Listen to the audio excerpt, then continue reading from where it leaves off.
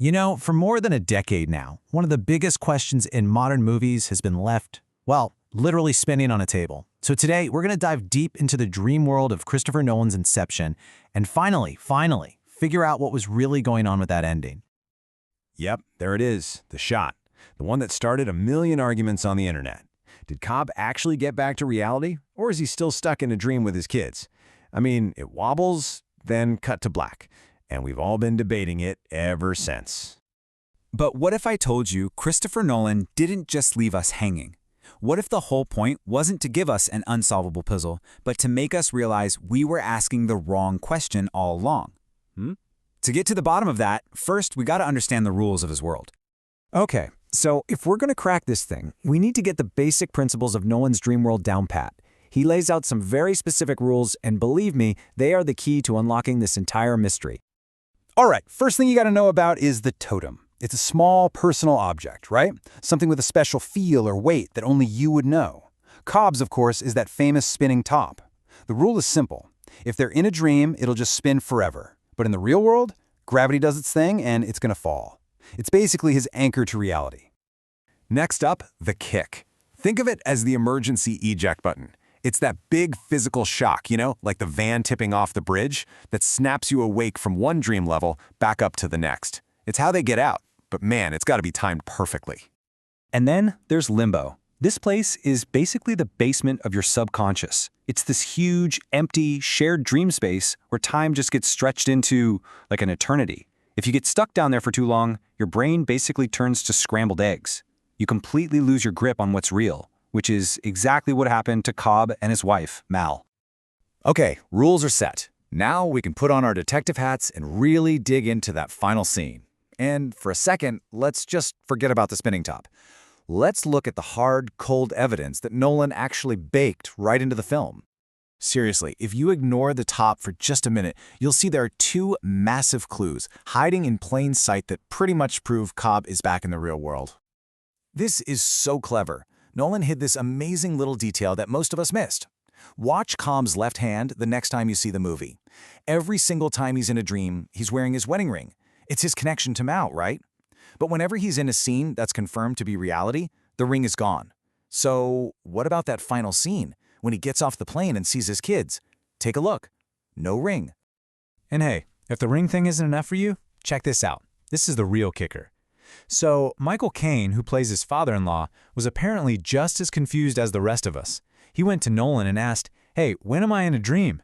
And Nolan told him, point blank, any scene you're in is reality. So who's waiting for Cobb at the airport in the end? Yep, Michael Caine. Game, set, match, right? The director himself said so. So, case closed, right? The evidence feels pretty rock solid. Cobb is home, he's in reality. But, wait a minute. If it's that obvious, then why the whole cliffhanger with the top? Why even show it? Well, this is where things get really interesting. This is where the movie stops being a puzzle box and starts being about something much, much deeper. See, the real magic of this ending has nothing to do with the physics of a spinning top. It's all about the psychology of our main guy, Cobb. The biggest clue isn't an object you can hold, it's something he does. Think about it. The entire movie, Cobb is absolutely obsessed. He's constantly spinning that top. He needs to know if he's in reality. It's his compulsion. But in that very last scene, what does he do? He gives it a spin, and then he just walks away. He doesn't even stick around to see if it falls. For the first time in the whole movie, he just doesn't care anymore. And that right there, that action is what the whole movie is actually about. It's not about what's objectively real. It's about what we choose to believe is our reality. Cobb's whole journey wasn't just about getting back to his house. It was about getting to a mental and emotional place where he could finally choose to live in that house with his kids. When you break it down, dreams in this movie are all about control, aren't they? You can build these perfect worlds from memory. You can bring back people you've lost. It's an illusion of perfection. But real life? Shh. Real life is chaos. It's messy. It's flawed. It's totally unpredictable.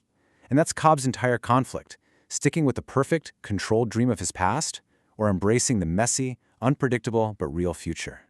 And that leads to the emotional core of the whole film. It's that moment when Cobb finally looks at the dream version of Mao and says goodbye.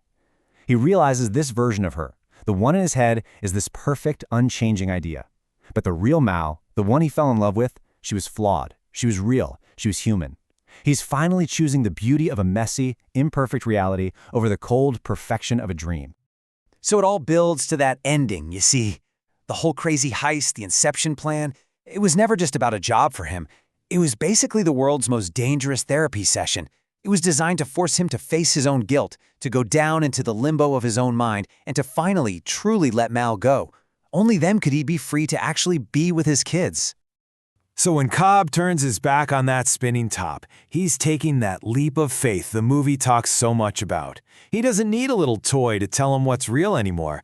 The proof he needs is right in front of him. It's his kids' faces. That's his reality. He's making a choice to accept his happiness, and that emotional choice is way more important than any spinning top. And that, ultimately, is the real question Nolan leaves us with. The question isn't, did the top fall? The real question is for you. If you had the choice, would you live in a perfect, happy dream forever, or would you pick the messy, chaotic, sometimes painful, but totally real world? The movie has its answer. But what's yours?